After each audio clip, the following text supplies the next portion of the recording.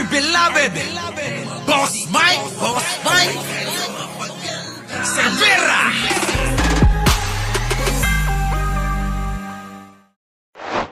Magandang umaga, magandang hapon at magandang gabi sa mandako ng mundo, naroon kayo. Siyempre, magandang buhay na rin para sa ating lahat. Eto na nga mga kababayan, nako po, oo. Ay. Minsan nakakasuya na talaga makinig ng mga balita, no? Di mo na alam kung ano paniniwalaan mo eh. Ha? May mga nagbabalitang ng uuto. May mga nagbabalitang nananakot. Ha? At may nagbabalita ng totoo. Oh. So eto na nga mga kababayan, nako po. Oo, pasok. Pangulong Bongbong Marcos, pinagkaguluhan. Abay, ganito dapat, sabi nila. Ganito si Sara pag pumupunta sa mga lugar. Oh, abay pinagkakaguluhan. Anak ng pating. Oh, ito panoorin nyo. Oh, pasok. Ito na. Oh. BBM, we love you. BBM, we love you. BBM. We love you. Ha? We love you. Grabe no. Grabe si PBBM. Oh. Nagkakagulo na yung mga tao. Ay, ang pogi!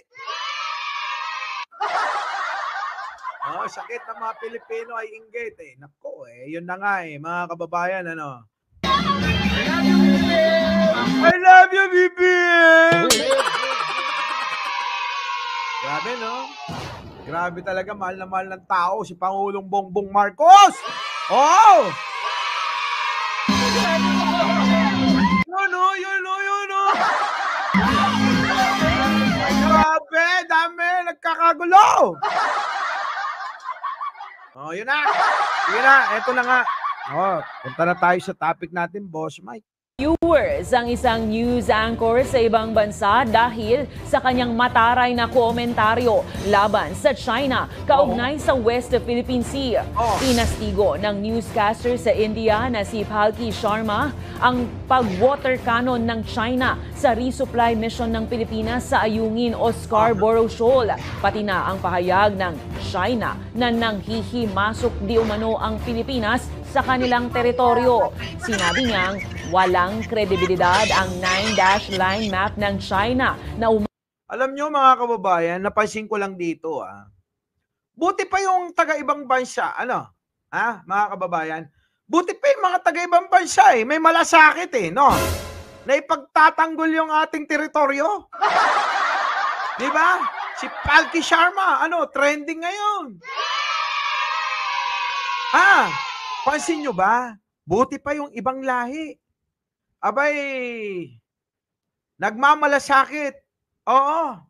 Sa mga Pilipino. Pinagtatanggol ang teritoryo ng mga Pilipino.